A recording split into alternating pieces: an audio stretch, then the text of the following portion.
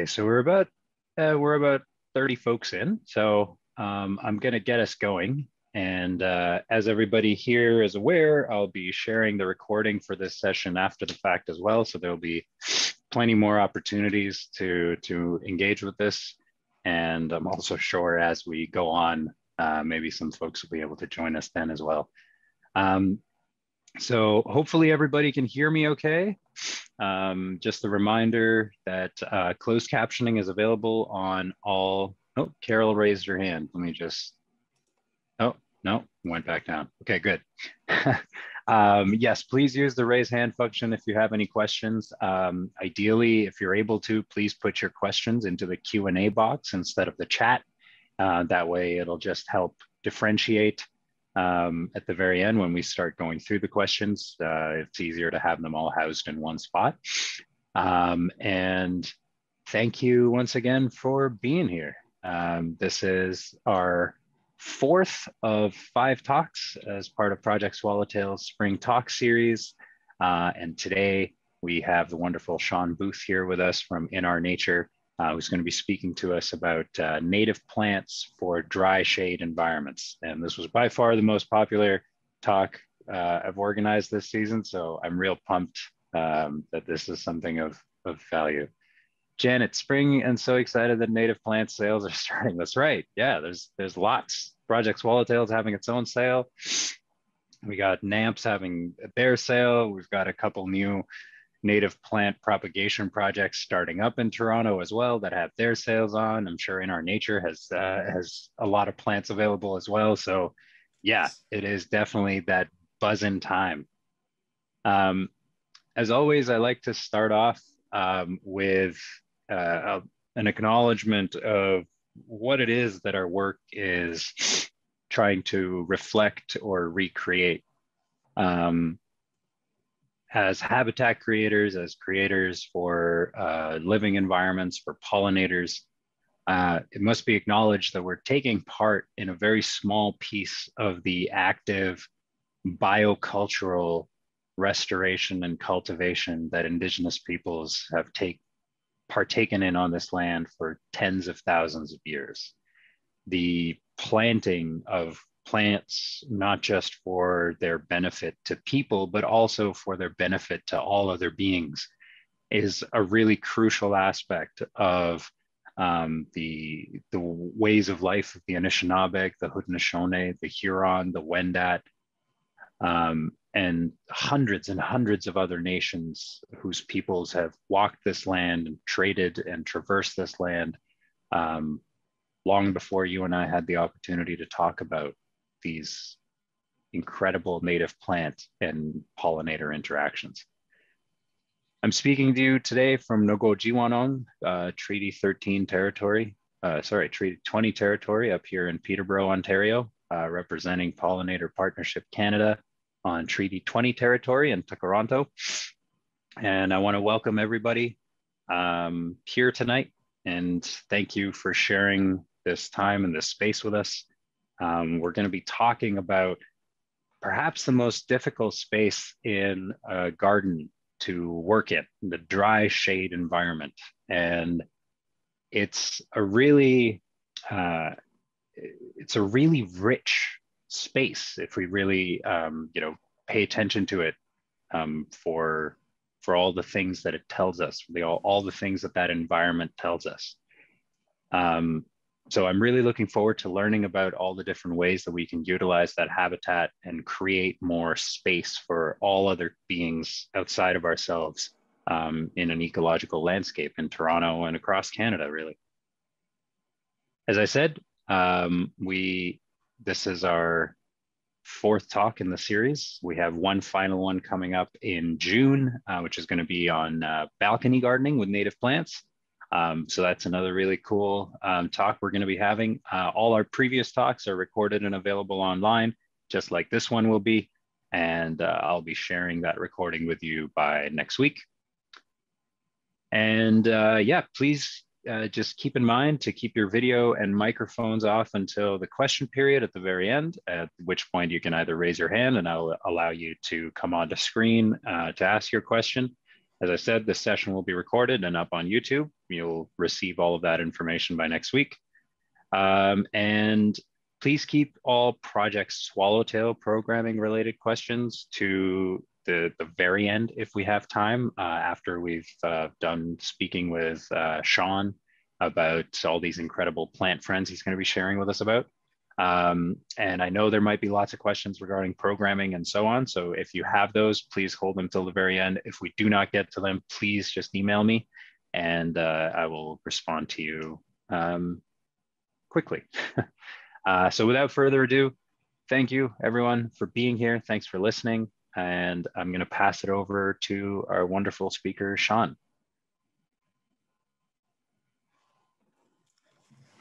All right. Well, thank you. Just let me share my screen here. Yeah, I'm just going to stop my share. Okay. Yeah, go ahead.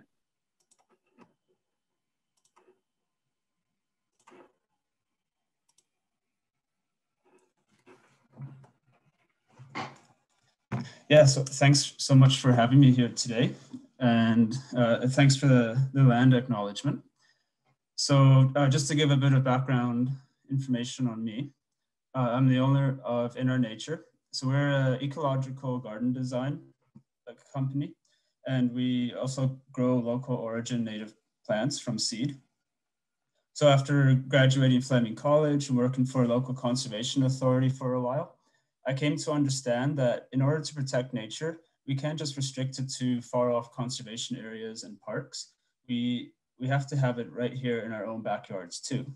So I founded In Our Nature on the idea that our landscapes and gardens should not only be beautiful, but should also support a really wide diversity of beneficial wildlife, such as pollinators and songbirds. So we strive to spread this message through outreach campaigns, social media, education, talks and presentations. And we also offer a variety of services, including ecological garden design, consulting, and we sell native plants too. Now, one of the guiding principles at In Our Nature is that whenever we design gardens, we're always trying to work with existing site conditions rather than trying to alter them to a preconceived vision of what we want to grow there. So basically what this means is that we want to let the site tell us what to grow there instead of altering the site to suit what we want to grow there. So I call this an ecosystem approach to gardening, because once we understand the site conditions that we're dealing with, all we have to do is look to a natural ecosystem with similar growing conditions and let it tell us what plants are going to grow there. And if we stick to the plants that grow well in those conditions, we're going to not only ensure success in our gardens, but we can also reduce the time, labor, and money that it takes to keep our plants alive.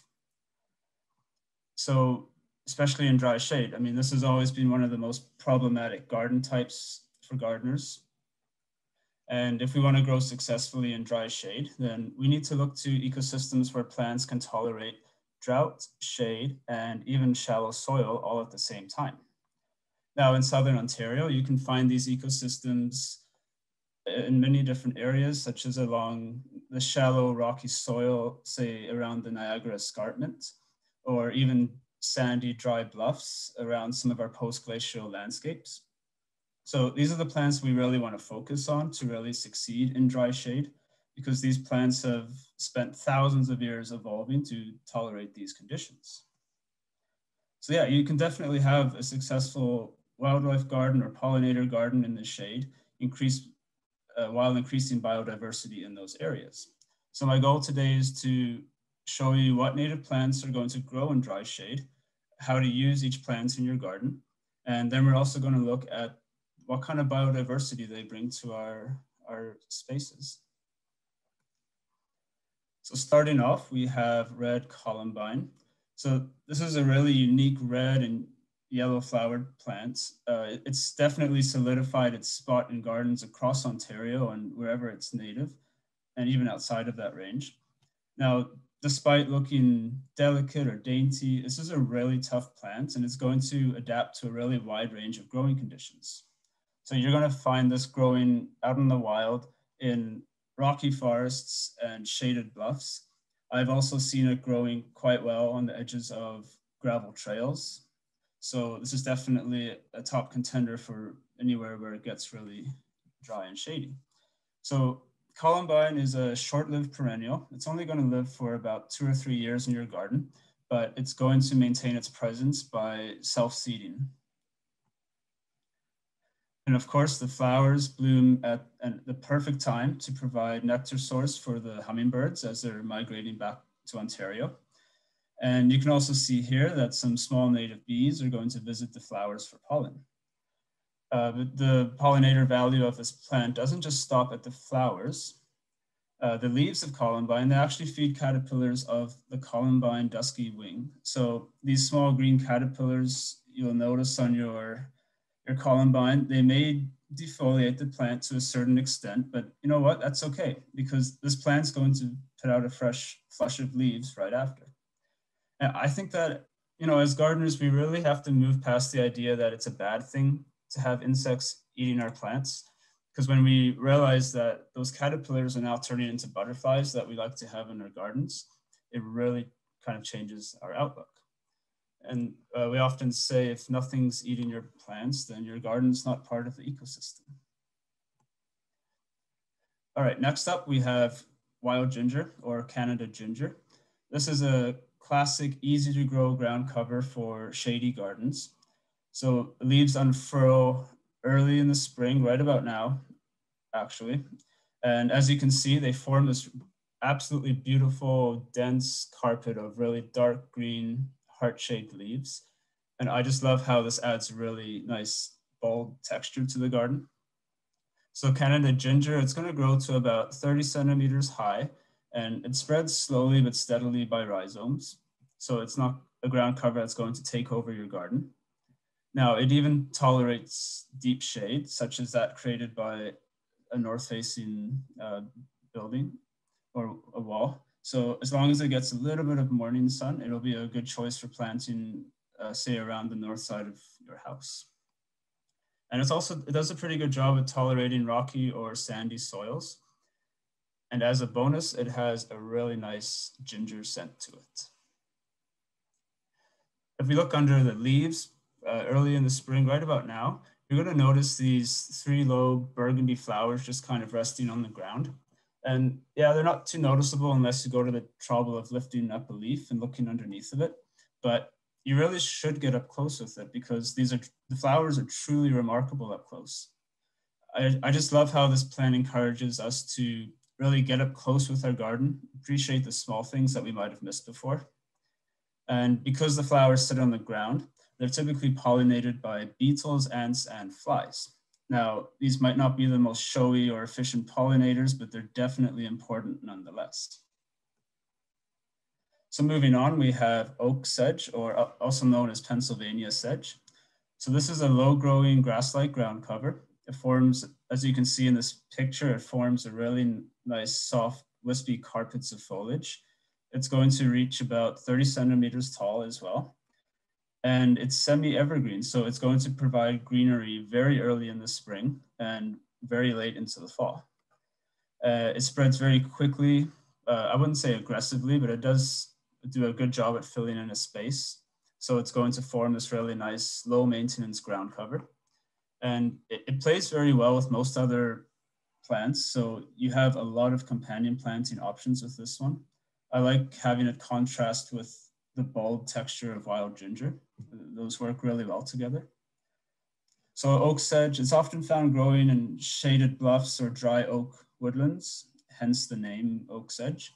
So it's going to have no problem at all growing in dry shade or at the shallow soil below a really big tree. And it's also becoming popular as a low maintenance lawn alternative because it can handle light foot traffic and can even be mowed once or twice in a season. So as we get into mid-May, these sedges are going to produce these stunning clumps of creamy golden yellow flowers. So these flowers are wind pollinated. So you're not actually going to see pollinators visiting them, but that doesn't mean that this plant's not good for pollinators. In fact, the leaves are going to feed the caterpillars of about 36 different butterfly and moth species, including several skipper species. So the biodiversity value of oak sedge goes beyond that when it provides a seed source for songbirds, game birds like turkeys and grouse, and it also provides excellent shelter for a whole host of beneficial insects. So next up, we have bush honeysuckle. Now, I absolutely love this shrub because I grow it on the north side of my house under the eaves trough, and it honestly doesn't mind the dry shade at all. It thrives. So in the wild, you're going to find this growing along gravelly trails or dry rocky slopes. The one in this picture was actually taken full sun and almost pure sand soil, and it was thriving. It'll tolerate shade quite well too.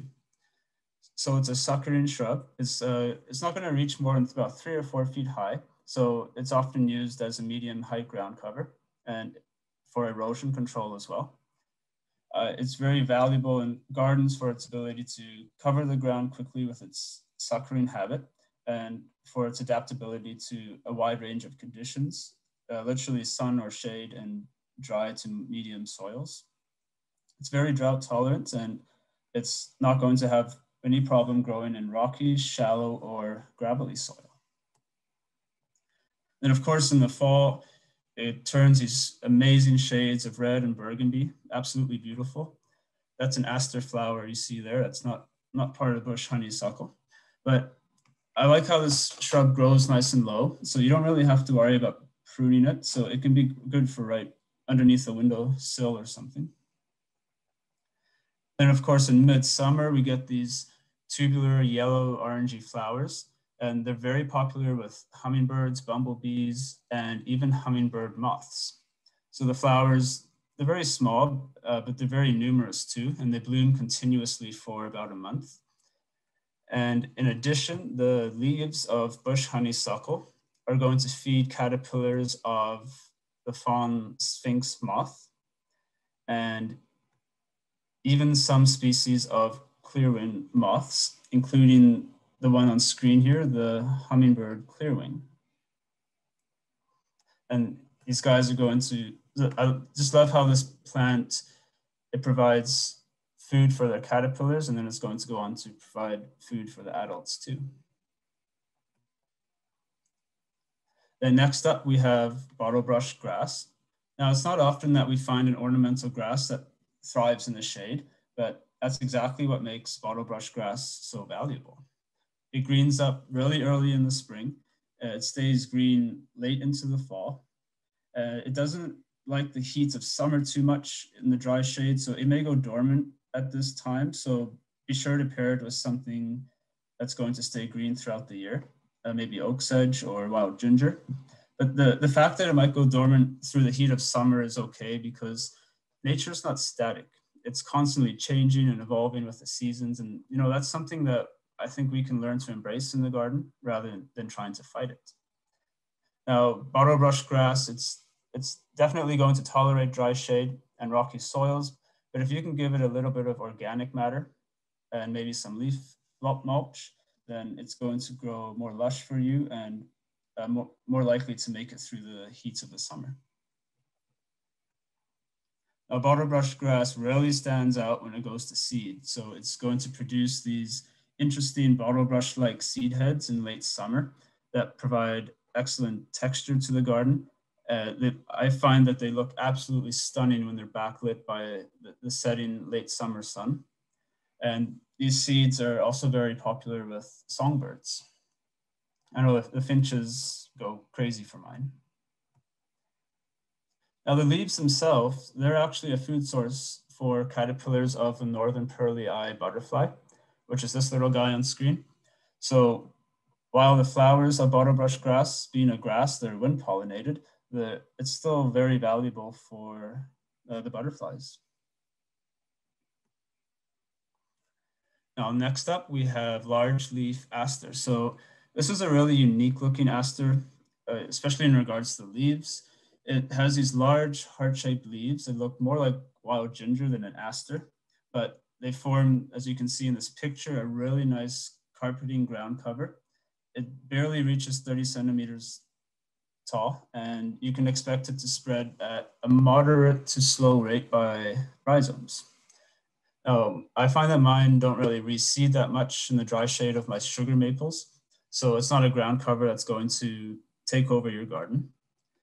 In fact, the colony of large leaf aster in this picture, it was taken under a large white pine in the shallow rocky soil along the Niagara Escarpment. So if you have large pine trees, this might be a good option for you. In late fall, our large leaf aster is going to send up these really slender stalks topped with flat top clusters of usually white to lavender flowers, and they stand out really beautifully in the shade. Now, these plants, they don't actually, individual plants don't actually bloom every year. So in a whole colony of plants, you might have about a quarter to a third of them blooming each year. But you know what, that's okay because they make an absolutely wonderful ground cover on their own. Now, being an aster, these flowers are going to be a great late season pollen and nectar source for our pollinators, especially I find bumblebees.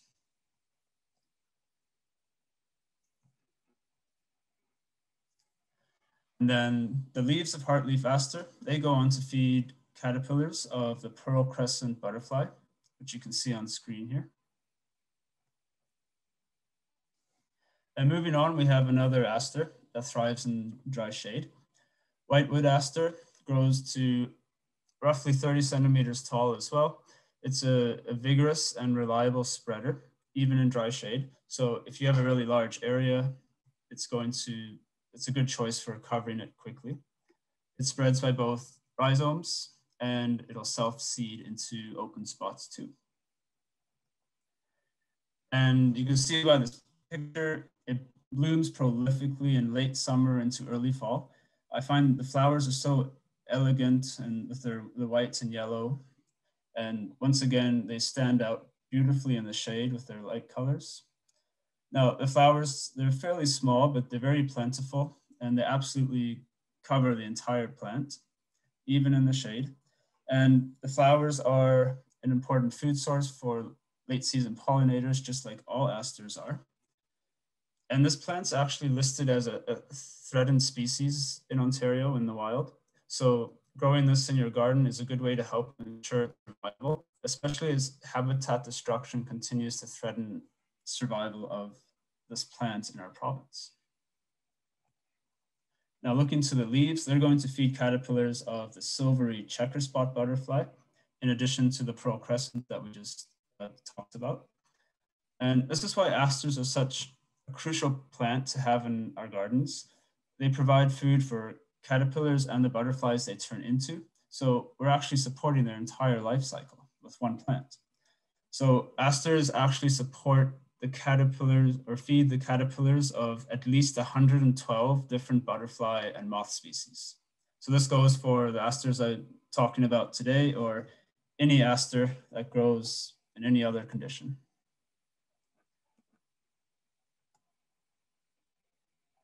So next up, we have spotted geranium. This is one of my go-tos for dry shade.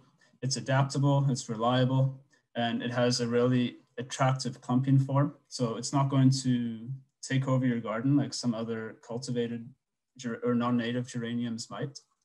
It reaches about 30 centimeters tall. Maybe the flowers might reach a little bit higher. And late spring, early summer, it's going to bloom profusely with these five-lobed, purplish, pinkish flowers. And I find it can be slow to establish, especially if you're growing it from seed, but it's definitely worth the wait, as you can see from this picture. Now the leaves in the fall, they turn wonderful shades of red and burgundy. We often don't think of perennials as having great fall color. We're always looking up to the trees, but I mean, you can see here, wild geranium, the color is absolutely stunning. Now, moving on to the flowers, they're attractive to a wide range of native bees and butterflies. So if you actually go out and look at the flowers early in the morning, you're going to notice native solitary bees actually sleeping in them. So since most native bees lead solitary lives, they don't actually have hives to go back to. So they have to spend the night in flowers or under leaves or in plant stems. Now, out of all the pollinators that visit spotted geranium, there's one that's extra special. So the cranesbill miner bee is a specialist pollinator of wild geranium, meaning they don't collect pollen from any other flower except this one. So this really just goes to show you how the relationship between our native plants and pollinators really is. If we lose one, we could easily be losing another one. Next up, we have woodland sunflower. So this is a wildlife superstar with prolific yellow blooms and a very sturdy upright form. It's fast growing, drought tolerant, and I put it on this list because we don't really think of sunflowers as growing in the shade, but this one is fairly shade tolerant and it's actually going to tolerate part shade. So woodland sunflower spreads by both rhizomes and self-seeding, although it does spread less prolifically in dry shade. It makes an excellent structural plant as it holds its form well into the winter months. So it's going to provide year-round garden interest and even year-round shelter for wildlife. So in the dry, shady conditions, it's not going to get as full or lush or have as many blooms, but it's definitely still going to bloom. So I think it's still worth trying. Now, looking at the flowers, they support an incredible diversity of insects such as bumblebees, leafcutter bees, mining bees, and longhorned bees. In fact, sunflowers are actually the preferred food source for most longhorned bees. You're going to find them on sunflowers all the time. And there are some species of longhorned bees that are specialists and will only feed on plants in the sunflower family. The leaves themselves, they feed the caterpillars of about 73 different butterfly and moth species, including the Gorgon checker spot you can see on screen here, and even the painted lady. So furthermore, the flowers are going to fade into these wonderful globe-shaped seed heads that are going to go on to provide an abundance of oil-rich seeds for birds in the fall. So moving on, we have Canada Mayflower. So you'll often find this guy growing in, I've seen it growing in dry, sandy soil under pine trees. So it's definitely tolerant to the sandy soil and dry shade. And you can see in this picture, it forms a wonderful ground cover. It has these bold, glossy leaves that reach up to about 20 centimeters tall. And in May, it's going to send up these clusters of really fragrant white flowers that turn into these vibrant red berries in the fall. I think it makes a really good alternative to the invasive lily of the valley as well. It has a very similar look. But on the plus side, it's not going to take over your garden like lily of the valley or take over a local natural area in a bad way. So in your garden, make sure to give it some organic matter. It likes some compost or even some pine needles for it to reach its full potential. And the tiny star-like flowers, they provide a bountiful pollen source for a variety of bees and syrphid flies, which are the hoverflies that we see around. Now, interestingly enough, these flowers don't actually provide any nectar. They only provide a pollen source. So I'm not sure what the butterfly in this picture is going after, but hey, it makes a nice picture nonetheless. Then, as I mentioned, the flowers fade into these ruby red berries that are going to be a popular food source for ruffed grouse. Our next plant is false Solomon seal. It's easy to see a resemblance to the Canada Mayflower, but this one grows up to about 80 centimeters tall, and it has these really graceful arching stems that are topped with these sprays of creamy white flowers in the spring. The foliage, it adds a really nice texture, and the arching stems add some really nice height to shady spots. And if you look at the rhizomes, they're really thick. So false Solomon seal is going to be able to tolerate drought absolutely with no problem. And I've even seen it thriving on a dry slope under cedar trees. Then looking at the flowers, native bees will collect pollen from the flowers, and you'll even notice a lot of beetles feeding on the pollen. And as a bonus, the flowers, I find they have this really nice rose-like fragrance. And especially when you have this plant in dappled shade, the white really stands out when you have a ray of sunshine hitting it. So highly recommend it for a garden. And once the flowers fade, they become these beautiful clusters of bright red berries. They add really nice vibrance to the fall garden, especially when the leaves of the Solomon seal turn a nice yellow color. So you get this red contrasting with the yellow. It's absolutely amazing. And these will go on to feed game birds like wild turkeys and ruffed grouse too. So next up, we have woodland phlox. Now, this is one of the most in-demand plants at my nursery.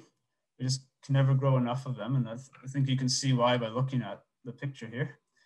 They grow to about 30, 40 centimeters tall, have a nice clumping habit, but they will spread slowly by rooting wherever the stems touch the ground. So it's going to form a loose ground cover that stays green for most of the year as well. So woodland phlox, it benefits from a decent amount of compost mixed into the soil too, but it's definitely tougher than it looks, and it's going to tolerate shallow or rocky soils too. It will also tolerate a wide range of sunlight conditions, so it's not too picky in that sense. And it also makes, I find it's an excellent alternative to the invasive periwinkle. It stays evergreen just like periwinkle does, and the flowers are very similar too, except they're more beneficial. So the flowers, they have this really nice perfumey fragrance to them. I find that they're one of the most fragrant of all of the native plants in our area. So they're going to support insects that can reach down into the long nectar tubes that they have. So this includes bumblebees, butterflies, skippers, and moths. And this is notably a top nectar source of the hummingbird clearwing moth that we talked about earlier. And this is actually one of the main pollinators of woodland phlox. So moving on, we have purple flowering raspberry. So this is a shrub with these large maple-like leaves, and it reaches a maximum height of just under 2 meters tall. It can be found growing in habitats such as dry shaded slopes or rocky woodlands. So it's going to tolerate dry shade in your garden, no problem. I find mine grow really well in the shade of several large sugar maples. Now the stems have this really attractive papery texture. It looks absolutely great in the winter months. And it's a suckering shrub, so it may not be suitable for smaller gardens, but if you have a bit more space and you want to fill it up, then really optional. But I do find that in dry shade, it suckers less than if it's in the sun with more moisture. So that's something to keep in mind. And the stems themselves, they are actually hollow, so they're going to go on to provide nesting cavities for native bees. Then in midsummer, it blooms for about a month with these pink rose-like flowers. And when they're in full bloom, the shrub will literally be buzzing with bumblebees. So the bumblebees, as you can see in this video, they're going to hold onto the flower and vibrate their flight muscles really rapidly to dislodge more pollen than normally. So this process is called buzz pollination, and this benefits both the plant and the pollinator. I find that on purple flowering raspberry is when you're, out of all the plants in my garden, this is where I see buzz pollination the most often. Then as the flowers fade, they become these flattened raspberries that are edible and delicious.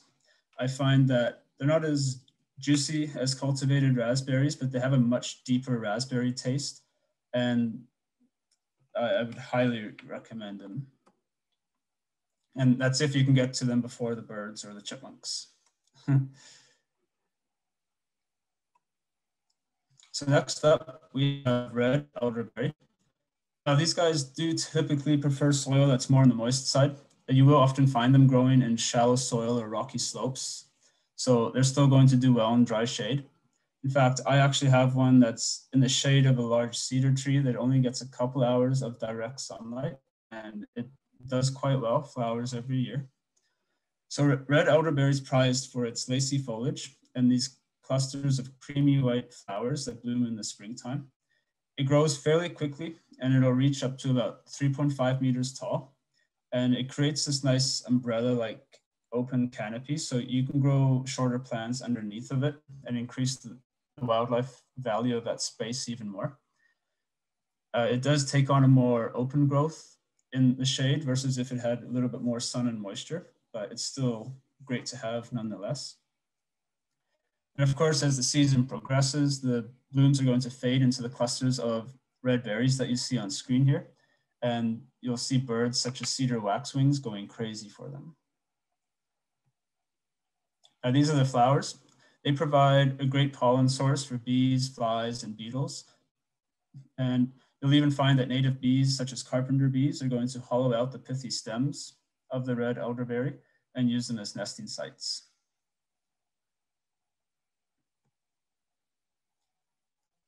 All right, this is one of my all-time favorite plants for dry shade.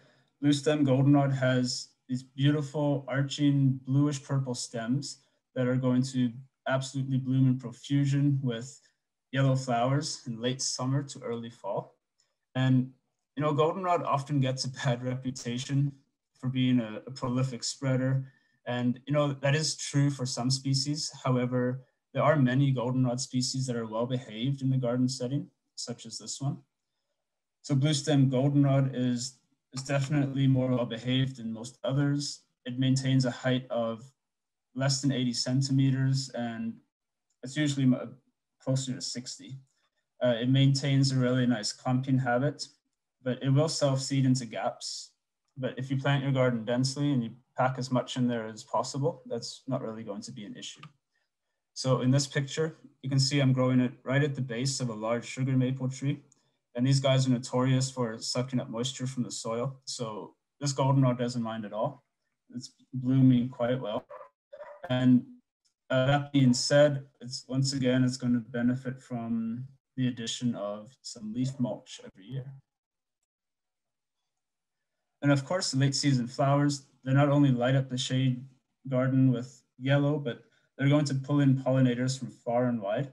And fall's an especially important time for pollinators as they try to make use of the last remaining flowers and warmth before winter sets in. Looking to the leaves of blue stem goldenrod, and well, all goldenrods for that matter, they support the caterpillars of about 115 different butterfly and moth species, including the hooded owlet moth that you can see on screen. Now, goldenrods are definitely a must-have for any garden in Ontario. And there's a goldenrod for literally any growing condition you can think of, whether it's dry shade or wet soil, full sun, there's a goldenrod for that. Now, while we're on the topic of goldenrods, let's look at zigzag goldenrod. So this is similar to blue stem goldenrod, but it has more of an upright form, and it also grows to about 80 centimeters tall. In dry shade, it might be a little bit less, about 60. You can see it shows off with these bright clusters of yellow flowers in late summer, early fall. So it's going to spread by rhizomes, and I'll admit it is a more prolific self-seeder than blue stem goldenrod. However, this is probably a good thing if you have trouble growing anything in dry shade, or if you want a low maintenance way to cover a fairly large area. So this one can tolerate part sun to full shade, while blue stem goldenrod, it really has to be in full shade. Now, zigzag goldenrod, it's going to host the same caterpillar species as the other goldenrods. So this caterpillar on screen, I found in my garden a few years ago. It's that of a hitched arch moth. So it's definitely a wide variety of caterpillars and butterflies and moths that these guys will support.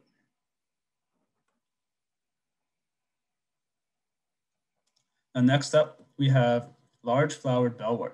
So this is a really unique spring bloomer.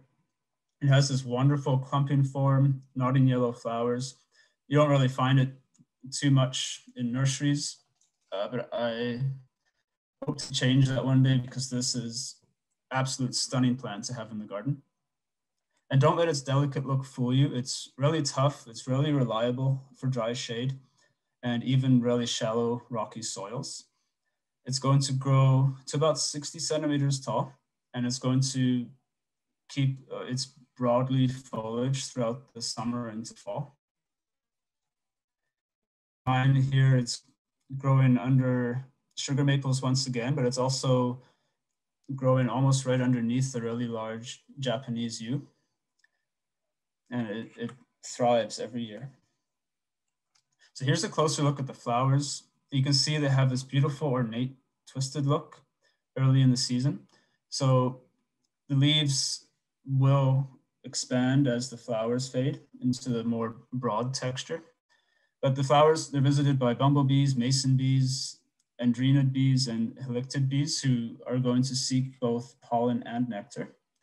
Now, most notably, these guys bloom at the time of year where queen bumblebees are emerging to start their new colonies. So it's a really important food source for them. If you see a bumblebee on these guys, it's most likely a queen bumblebee. Now, I have also seen smaller solitary bees, such as polyester bees, visiting the flowers. So yeah, one of my favorites for sure. So next up, we have another shrub. So this is maple-leafed arrowwood. It's a viburnum, and it's an understory shrub. So this means you're going to find it growing in the shade of large trees in the wild. It's adaptable to a variety of conditions, including dry, rocky soils. In fact, this shrub will likely be outcompeted by taller shrubs in fertile soil. So it actually prefers to grow where the soil is more on the dry or sandy side. It's a good shrub for larger gardens because it does reach about 2 meters tall, and it likes to sucker as well. But just like the other shrubs, it's going to sucker less in dry shade than more moist conditions, but that's definitely something to keep in mind. Now, I really like the shrub for its dense clusters of white flowers in the spring, as you can see here. They're eventually going to turn into these dark purple berries in the fall. And the maple-like leaves, they also turn wonderful shades of red, burgundy, orange in the fall. And you can see they contrast really nicely with the berries. So looking to the leaves in the summer, they're going to feed caterpillars of several butterfly and moth species, including spring and the summer azures. Now, in addition, the berries are a really important late season food source for a variety of migrating birds.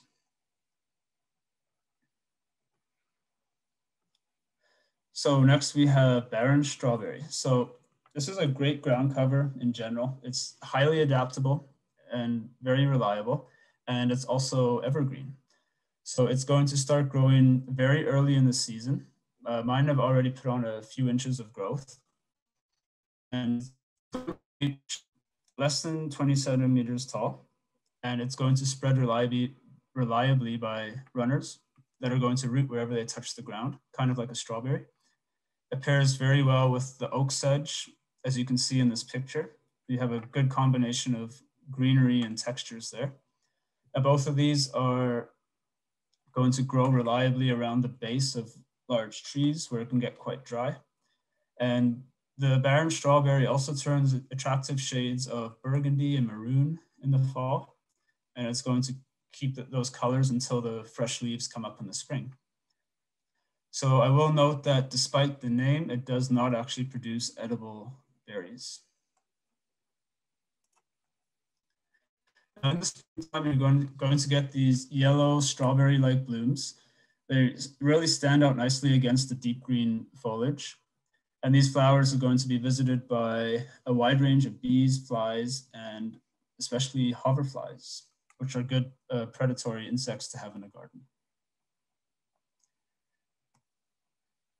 Now, all of the plants we've talked about today, they're going to tolerate dry shade. However, there's not very many plants out there that actually prefer dry shade. So there are steps that we can take as gardeners to mimic natural growing conditions and kind of help our plants thrive in dry shade. Now, of course, all plants need some help when they're first planted. So especially in dry shade, once your plants are in the ground, they're going to need to be watered really deep for their first year in the ground, kind of have to babysit them. So this is going to really help them set down their roots and establish themselves so they can tolerate the harsh growing conditions of dry shade in the future. Now, I also recommend adding compost. And despite what I said earlier about working with existing site conditions, there are some dry shade areas that could have unnaturally low organic contents in the soil. And this is not really typical from many forest dwelling species. So for example, if you're converting a, say, lawn under a Norway maple into a garden, chances are that if that lawn's been mowed year after year, it hasn't really had a chance to build up that organic matter in the soil. It hasn't really been allowed to accumulate over time. So a one-time application of compost when you're planting these plants, it's going to help mimic the natural conditions of a forest where the organic matter has usually had many years to build up. Now, of course, the step is not crucial. Many of the plants I discussed will grow, say, on shaded bluffs where the soil doesn't have that organic matter and always gets washed away. But an addition of compost is really going to help out in a garden setting. Also, I recommend this in general, but especially for dry shade, apply a generous layer of leaf litter to your garden every fall. This is just to mimic what happens in a forest ecosystem where, of course, you don't see squirrels going around cleaning up the leaves. So we should be doing that too in our garden. So keep the leaves in your garden. This is going to improve the organic contents of your soil, keep the soil moist, and it's also going to provide habitat for many of the beneficial insects and pollinators that I talked about today. So this step is a must-have or a must for any wildlife garden. And it's also important to plant really densely so that your plants cover all exposed soil. Anytime you have exposed soil, this is going to lead to extra moisture evaporating from it. And that's going to make your dry shade even more inhospitable. So that's all I have for you today. If you would like a list of the plants that I talked about, of course, you can either rewatch this on YouTube or you can go to my resource page on my website. You'll find there the article that this presentation was actually based off of. So you can go back and reference it at your own free will. You can also find links there to sign up to my newsletter if you want to keep up to date. And I also want to give you guys a special discount code for my nursery. So you can use DryShade54 for a 10% off at checkout. Our nursery is located just outside of Alton, Ontario. So not too far of a drive from Toronto. And I would like to open up for discussion and answer any questions. Oh, that was amazing. Thank you so much, Shaun. I learned so much more than I thought I would, as I always do when I hear passionate people speak about plants and things. But thank you so much for that talk. That was so to the point. You just kind of went through all the different plants and like described them all in such beautiful detail. Really appreciate it. Getting a lot of positive feedback in the chat as well. Please, I invite you to read through. We do also have some questions, so I'm gonna jump onto those. The first one coming in from Diane: where can I get quantities of oak sedge or Pennsylvania sedge? I've looked on lots of the native garden websites. Can it be grown by seed? Do you know if carrot species? Go on, sorry, go ahead. Yeah, they can definitely be grown by seed. They need 60 days of cold weather. So when I harvest the seed for them, I just leave them in trays outside over the winter, let nature do its thing. But they're definitely much easier to grow from digging up shoots. So they spread by runners underground, so you can just go and dig some of those up. I do find that most native plant nurseries will have oak sedge. But it's pretty popular, so they do disappear fairly quickly. It's really interesting, eh? And sedges, I feel I've started to notice becoming more and more popular in the last couple of years. We got somebody asking for your actual address, and is that the 431-252-19 line? Is that the one? Yeah. Yeah. We Okay. do pick up from that location. The actual nursery is just a little bit down the road. Oh, okay. Okay. Uh, Cool. yeah, you can find that on my website too, but we're only open by appointment at the nursery. Okay. Awesome. I'm going to But if you include all of follow that the information in the newsletter, follow-up email as well. Sorry. Go ahead, Shaun. okay, perfect. Yeah, I was going to say, if anyone wants to know, we'll have a few days, one day every month for the rest of the summer, where we'll just allow walk-ins to the nursery. So Nice. if you follow the newsletter, we'll announce that. Awesome. Okay. Thank you. So Lisa asks, I have a flowering raspberry, green hen. I don't, green hen, do you cut the dead stems or do you not? I'm going to ignore the green hen I part. Yeah, I'm not sure. I never touch the stems of my flowering raspberry. Oh, you don't even, you don't But chop them at all. no, I mean you can if Oh, you want to keep it a little bit shorter. right. It will grow maybe about 5 feet. So yeah, they will respond well to pruning if you want to keep it kind of more like a tight, compact form. Definitely. But in terms of And at least for, that way you'll be exposing the stems for the native bees to nest inside of them. right. Okay. So is the reason that you don't touch the stems, is there like an ecological purpose to it, or do you just do that because that's just the way that you caretake for them? That's just the way I manage my garden. I kind of put the plants in the ground and let them do their own thing. Yeah. Yeah, you can definitely prune it, and it's going to give it more of a bushy form. Okay. Awesome. So Thank yeah, you. definitely doable. Awesome. Okay, so Janet says, many of the plants you've showcased, I've tried in my dry woodland garden. They struggle, and many have died out due to shallow mats of white cedar roots and perhaps roots of red oak and white oak of neighboring properties. I've tried amending with compost every year. Are there a couple of real powerhouse plants that can compete with cedar roots? I would try the barren strawberry and even the oak sedge. I mean, I'm not sure what they've tried, but those guys seem to be some pretty good spreaders. Hey, right on. That's great. Barren strawberry and oak sedge. Barbara asks, what is the best way to apply compost? Well, if it's for a brand new garden that you're doing, just kind of dig it into the first few inches of the soil. I mean, in dry shade, it can be hard to go too deep if there's roots from big trees. But yeah, if you can mix it into, say, the first 6 inches, that would be great. And then after that, don't worry about applying compost. Just keep applying an inch or two of leaves in the fall.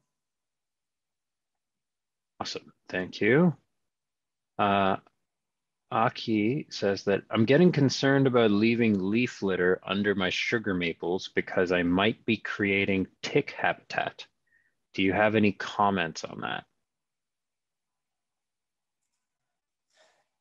I'm not too sure if the ticks are in the leaves or not. I can't really speak too much to that. Yeah, so my understanding of the tick life cycle is that they'll typically overwinter in leaf litter, but then come up to grasses as things get warmed up. And depending on the species of tick, so not all ticks carry Lyme disease, and not all ticks are a concern like the black-legged ticks are. So I completely understand the concern around potential tick habitat, but depending on where you live, um, and the species that go through your backyard, if you don't have white-footed mice around, you're probably not housing any ticks that are of concern. Um, but yeah, that's a really interesting question. I'm gonna I'll look into that, Aki. I'll see if there's any resources or things that I can find out through my colleagues as well, where we've found anything on there. I think for the most part, it comes down to learning how to live with it. I mean, unless we can't, it's not really realistic to completely sterilize our landscapes with like manicured grass to avoid ticks. So there are things you can do, you know, like just check yourself every time you come in from the garden. And even if you make really nice wide pathways through your garden, it's going to be much less likely that they're going to be able to grab onto you. And then even just creating healthy ecosystems in general, that's going to attract predators of the ticks. That's great. Thank you. Janet asks, what would be recommendations for very sandy soil? So the Wasaga Beach area. I recognize that you mentioned some of the plants naturally growing in that kind of environment. But any thoughts on like amending or enriching that kind of soil? Yeah, you can definitely add compost to more mimic those, the forest conditions. I know the ginger does well in sandy soils. So does the columbine and the bush honeysuckle. Okay, awesome. Yes, I will definitely be providing a recording for this. Under Norway maples, would you recommend adding a layer of topsoil compost before trying to establish some of these dry shade native plants? Yeah, Norway maples are tough. I mean, if you find that there's really no soil there to even put anything in, then definitely. So I know I've done gardens where you really can't even dig down deep enough in between the roots or find any soil. So that could definitely help. Yeah. But I'd say most of these plants have had success growing under Norway maples. So it's definitely doable. Oh, very interesting. Do you have any thoughts on the the lasagna method of soil creation? You know, that the concept of like cardboard and then you put some soil in cardboard and then let it sort of just naturally compost over time. Yeah, I think it's great. Yeah. Okay. So that could be another Especially cool say way if to you add have, soil. yeah, especially if you have some lawn under, say, a Norway maple. Hmm. The lasagna gardening is great because it's an easy way to kill the grass, especially without chemicals. And yeah, it's going to build up some really good soil there as well. Awesome. Okay. Thank you. All right. Terry asks, what are your one or two top picks for under a large blue spruce? So I remember you mentioning Canada Mayflower doing well under pines and stuff like that. Does that apply to spruces? Yeah, I'm sure they would do be the best choice on the list that I talked about today for the spruce. You can also try the barren strawberry and the wild ginger. Right. So the barren They don't strawberry really being have one of the as, ones that is a bit evergreen-ish, as you mentioned, because Terry says yeah, evergreen would be a bonus. So barren strawberry yeah, should and check the that one. oak sedge as well. Oh yeah, oak So sedge. whenever it's something that's really deep shade like that, if you go for something that doesn't really have as big of or showy of a flower, it's going to do much better because the showy flowers require more sunlight or an energy for that plant to produce. So something, yeah, wild ginger, the oak sedge, the Canada Mayflower. You might get a lot fewer flowers under the spruce, but you'll at least have a nice ground cover. Awesome. Okay, thank you. Helen asks, is there a plant that typically grows under mayapple that will be green when they die down, or does the mayapple want to have its own space? I grow my May apples with oak sedge, actually. Oh, Yeah. oh, Or that's super cool. yeah, Springles sedge. I mean, it's hard to find, but yeah, Springles sedge and even ebony sedge. Okay, right on. Okay, Jenny asks, excellent talk. Could you give me 3 or 4 suggestions for a ravine to control erosion? I'm a big fan of asters and goldenrod. I have ginger and wood poppies now as well. So erosion control, I think of like long and well-established root systems. Um, and I would think like sedges are pretty good for that kind of thing. But any thoughts on your end? Yeah, oak sedge for sure, because it's evergreen and it sends out runners, so it's going to spread really well. Right on. The bush honeysuckle, for sure, it likes to sucker. So once that's established, it'll sucker, and it has fairly a dense root system. Hey, can I ask And you, what is a yeah, sucker? You so it's mentioned just this a few when times. I'm not as well aware. So like suckering, what is the process of suckering that a plant does? so the plant will basically send an underground stem and then pop up right beside it. So it's going to continually Oh. expand by these underground stems. Oh, so it's not So rhizomes. It's sending out like a stem that just goes underground rather than above ground. yeah, and they're going to Huh. keep getting bigger, like spread outwards every year. Oh, Not oh, sure cool. why they call them suckers, but Yeah, I was thinking like Virginia creeper type, like, suckers, like almost those little oh things yeah, that yeah. like they use. I was like, what? That doesn't make okay, okay. Ah, cool. Thank you. Okay. Lisa, sorry, autocorrect. I don't think the stems left will grow anything. So yeah, I guess this is related to the raspberry, the purple flowering raspberry question of just letting them grow. You say you don't do much with them. Do the same stems grow back things? Is like that? Is that part of the maintenance piece of it? Is that if you cut some of the secondary or the primary canes down, that the next year it provides them opportunity to develop like secondary ones and so on? Any thoughts on that? But in the stems, they're going to basically just get bushier and send out side stems. Mm-hmm. Is that what you mean? Yeah. So the leftover stems, like, is there kind of like a life cycle within a raspberry of each stem kind of just going through fruit production or flower production and then not doing so the following year or anything like that you're aware of? Well, the purple flowering raspberries, they produce every year fruits and flowers. Hmm. Oh, Yeah. cool. Okay, right on.